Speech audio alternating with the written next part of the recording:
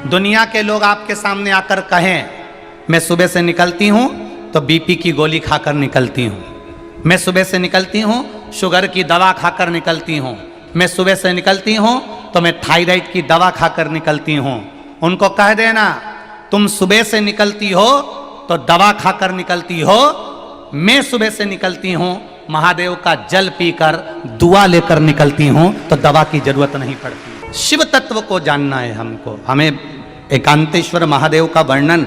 एक बार तुमरुका जी ने माता पार्वती को समझा दिया कि कीर्ति का बखान नहीं होना चाहिए, तुम्हारे यश का बखान नहीं होना चाहिए। दूसरा करे बाहर जाकर करे, महादेव के सामने ना करे। माउंट एवरेस्ट की चोटी सबसे ऊंची चोटी है, बोलो सही है कि गलत है? कैलाश पर्वत तो उससे भी नीचा है। और किसी इतने माउंट एवरेस्ट पर चढ़ने वाले थे, इतने ऊपर उन्नति की सीढ़ी पर चढ़ने वाले थे, एकाध किसी का नाम छाट कर बता देना कि जो कैलाश पर्वत के ऊपर चढ़ गया, कैलाश पर्वत के ऊपर चढ़ गया, उसका एक का नाम लाके दिखा दो कि ये कैलाश पर्वत के ऊपर चढ़ा था, ये कैलाश पर्वत पर चढ़ गया। माउंट एवरेस्ट पर चढ़ना सरल है, पर कैलाश पर्वत भले उससे नीचे है पर उस पर चढ़ना सरल नहीं है। क्यों? क्योंकि उसका तत्व मात्र कैलाश को छू लेना, मात्र शिवलिंग का स्पर्श कर लेना, मात्र शंकर पर चढ़े हुए जल को मात्र पी लेना, उस जल में इतना बल आ जाता है कि बड़ी बड़ी रोग और बीमारियां दूर हटती चली जाती है और आप आगे बढ़ते चले जाते। कोई कहे हम भी सुबह से बीपी की दवाई लेते हैं, कोई कहे हम सुबह से शुगर की दवाई लेते हैं, कोई कहता है हम सुबह से थायराइड की दवाई लेते हैं। हमारा निवेदन है एक दवा आप भी चालू कर दो, माता पिता के चरणों को प्रणाम करना और शंकर जी को एक लोटा जल चढ़ाना और उसका आचमन करना प्रारंभ कर दो। वो दवाई लेकर जाते हैं, तुम दुआ लेकर जाइए, आगे बढ़ते चले जाओ। वो जाएं दवाई लेकर, आप दुआ लेकर जाइए, आप माता पिता के चरणों को नमन कर कर जाइए, घर के बड़ों को नमन कर कर जाइए, घर के बुजुर्गों को प्रणाम कर कर जाइए, शंकर पर एक लोटा जल चढ़ाकर उसका आचमन कर कर जाइए, वो दवा का असर करेगा। एक शिवलिंग में कितना बल होता है, लोग उसको पत्थर समझते हैं, लोग उसको पाषाण समझते हैं, लोग उसको कंकर समझते हैं। कई लोग हमसे पूछते हैं, हम सारे दुनिया में घूमे गुरुजी और कुबेरेश्वर धाम आते हैं और वहां पर कंकर शंकर की इतनी महत्वता है कि केवल हम बोल कर आते हैं और 3 महीने में काम हो जाता है। आखिर कुबेरेश्वर धाम के कंकर में ऐसा है क्या? जितनी शिव पुराण की कथा पूरे भारत में हो रही है, जहां जहां पंडित लोग बाच रहे हैं, महाराज उन बाच रहे हैं, गुरु उन बाच रहे हैं, सब जगह शंकर जी का रुद्राक्ष का शिवलिंग बनाते हैं और बाद में शिवलिंग के रुद्राक्ष को उतार के सबको बांटते हैं। बोलो तुम्हारे यहाँ भी बंटता होगा? सारी दुनिया में रुद्राक्ष बट रहा है। आप सीओर में पहुंचोगे, स्टेशन पे पहुंचोगे, कुबेरेश्वर धाम भी नहीं जाओगे तो लोग कह देंगे वहां मत जाओ, हमारे पास मिल जाएगा, तुम हमसे ले लो। लोग कहेंगे पर कुबेरेश्वर धाम का रुद्राक्ष उसी भूमि से मिलता है और बिना शुल्क के, बिना पैसे के, और जब बाबा की मर्जी हो जाती है तब मिल जाता है और वो प्राप्त हो गया और उसने अपना काम करना प्रारंभ कर दिया। हम दूसरी जगह का नहीं कह सकते, उसका कोई शुल्क नहीं, उसका कोई कीमत नहीं, उसकी कोई पैसा नहीं, और उसको हम लोग ऑनलाइन भेजते भी नहीं, किसी के घर पर कभी नहीं भेजा, आज तक नहीं भेजा। और यहाँ तक कोई तुमसे आकर कह दे कि कई लोग मिलेंगे तुमको ऐसे, वो भी कह देंगे हम सीओर में रहते हैं, हमारे पास में है वहाँ का रुद्राक्ष, हमारी तो बहुत पहचान और हमारे पास में बहुत सारे रुद्राक्ष रखे हैं, ले लो। सीहोर का कुबेरेश्वर धाम का रुद्राक्ष केवल कुबेरेश्वर धाम की भूमि के सिवाय वहाँ से किसी पहचान वाले को भी नहीं दिया जाता। वहाँ से आपको आना पड़ेगा, आपका परिचित आएगा, आप पहुँचेंगे, मिलेगा। कंकर शंकर की धरा है, उस कंकर शंकर का स्पर्श जब आपके शरीर से होगा और वहाँ से लाया हुआ रुद्राक्ष पानी में गलाकर जब आपने आचमन करना प्रारंभ किया होगा, बाबा सारे रोगों को हरण अपने आप करना प्रारंभ कर लेगा। आपका विश्वास जुड़ना चाहिए। अब ऐसे तो दुनिया में बहुत कथाएं होंगी और सब जगह रुद्राक्ष बटेगा, सब जगह बटेगा, ले आओ जाओ, ले आओ जाओ, तो सब जगह की कीमत। और सरल भाषा में समझ लो, यहाँ बाहर दुकान लगी होगी, बोलो री जी सही है, बाहर दुकान लगी होगी तो ये बेलपत्री मैं इतने बड़े पत्तल में 10-10 रुपए की बिक रही होगी, बिक रही है क्या? कहीं अगर यहाँ नहीं बिक रही होगी तो शंकर जी के मंदिर के बाहर बिक रही होगी, ठीक है? बोलो बोलो सही है कि गलत है? शिव जी के मंदिर के बाहर 10 रुपए की बेलपत्री मिल जाएगी। बेलपत्री जो तुमने 10 रुपए की खरीदी, तुम्हारी शुगर, तुम्हारी बीपी, तुम्हारी थायराइड, जो तुमने बेलपत्री वहां से खरीदी 10 रुपए की, उसको एक जगह बैठ के खा लेना। और वो बेलपत्री जो शंकर के शिवलिंग पर चढ़ी है, उसकी केवल एक बेलपत्री शिव से टच हो गई, उसको उठाकर खा लेना। आपको अंतर मालूम पड़ जाएगा कि उस बेलपत्री में और उस बेलपत्री में कितना अंतर है, कितना अंतर है उसमें और इसमें। चलो वो भी जाने दो। आप में से किसी ने सत्यनारायण भगवान की कथा करवाई क्या? जिन जिन ने कराई जरा हाथ उठाओ तो। सबने कराई है? रख लो रख लो। सत्यनारायण भगवान की कथा में प्रसाद बनता है, काय का बनता है? आटे का सेक के शक्कर मिला के प्रसाद बनता है। अब तुम एक प्रैक्टिकल करके देखना।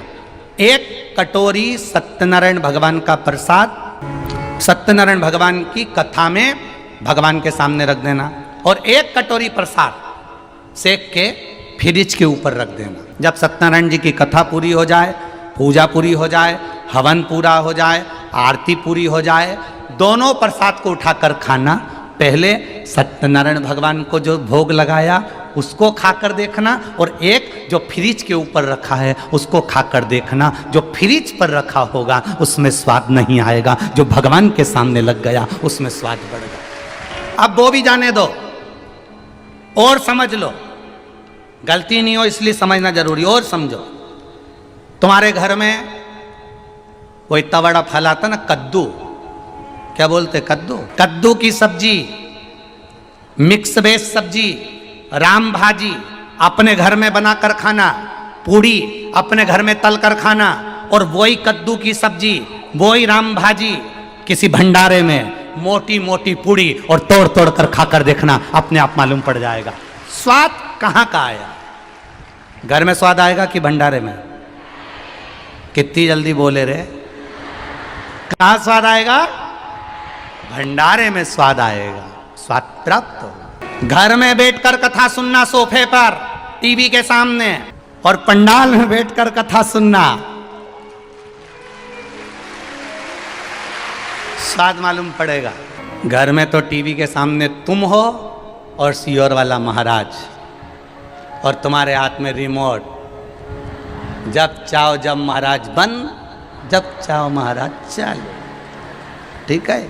और यहाँ का स्वाद, कोई इधर से दबाए कोई उधर से दबाए, महाराज ही नहीं दिखे, ऊपर से भोलेनाथ जी को जितना पानी चढ़ाया रात को पूरा बरसा देता। कोई कह रहा था, गुरुजी पहले इतनी बैसाख महीने में गर्मी में इतना पानी नहीं गिरता था, आजकल कितना गिर रहा है। तो हमने कहा जैसा दोगे वैसा ही तो पाओगे, ये तो देने पर है। तुम पहले इतना महादेव को जल देते ही कहाँ थे? कहाँ देते थे? जैसा दोगे वैसा पाओगे। कई लोग दिन भर धूप को कोसते रहते हैं, इतनी गर्मी पड़ रही, इतनी गर्मी पड़ रही, इतनी गर्मी पड़ रही, इतनी गर्मी पड़ रही। अरे कूलर में 2 बाल्टी सवेरे पानी डालते हो, 2 बाल्टी रात को कूलर में पानी डालते हो। अगर 2 लोटा पानी तुम्हारी दुकान के पास में जो पेड़ लगा है उसमें डाल देते तो कूलर की भी जरूरत नहीं पड़ती। पर इतना आलसी, 2 बाल्टी पानी कूलर में डाल लेगा, पर पेड़ में 1 लोटा पानी नहीं डालेगा। 1 लोटा भले दुकान के पास में, कचरा पटक देगा पेड़ के नीचे, पर पानी नहीं डालेगा। और फिर के बहुत गर्मी पड़ रही है, बहुत गर्मी पड़ रही है। अरे दादा, कूलर में 2 बाल्टी डाल रहा है तो वहाँ 1 लोटा 2 लोटा पानी वो पेड़ में डाल देता, तो वो जब हवा देता तो गर्मी का एहसास ही नहीं होता। पर हमने कूलर पर विश्वास करा, पर वो पेड़ पर विश्वास नहीं कर पाए। उसी तरह शिव पुराण कह रही है, प्रसाद सत्यनारायण जी के सामने रखा वो स्वाद दे रहा है, जो अलग रखा उसका कोई स्वाद नहीं है। उसी तरह भंडारे की पूरी सब्जी स्वाद दे रही है क्योंकि भगवान का भोग लग गया। उसी तरह कुबेरेश्वर धाम का रुद्राक्ष वो उस भूमि का है, इसलिए स्वाद अधिक दे जाता है, उसका तत्व बढ़ जाता है। कई लोग हमसे कहते भी हैं, गुरुजी हम तो कितनी बार आए, जब देखो जब मना ही कर देते हैं, अभी नहीं मिल रही। हम भी लगे हैं प्रयास में, ऐसा नहीं, प्रयास करेंगे कि मई के महीने से आप लोगों को कैसे ना कैसे प्राप्त होना चालू हो। हम भी प्रयास लगे हैं जैसे तैसे कि कैसे ना कैसे आप लोगों तक प्राप्त हो। हम भी लगे हैं कि किसी ना किसी तरह से आपको वो रुद्राक्ष मिले। उसको बस इतना याद रखना, धन से रुद्राक्ष को मत तोलना, पैसे से रुद्राक्ष को मत तोलना। सीहोर कुबेरेश्वर धाम पर अगर आओ तो वहाँ की कंकर शंकर की धरा पर बैठकर 108 बार श्री शिवाय नमस्तुभ्यम बोलकर अपने दिल की बात बाबा से कहकर भाव से जाओ, दिल से कहकर, और फिर कहेंगे अपने बैग को बंद की बंद रखो, 3 महीने तक मत खोलना। 3 महीने बाद वही बैग उठाकर वापिस कुबेरेश्वर धाम पहुंच जाओगे। वो बुलाता जरूर है, वापिस बुलाएगा, फिर बुलाएगा। उसकी भक्ति अविरल है, उसका विश्वास अविरल है, उसकी दृढ़ता अविरल।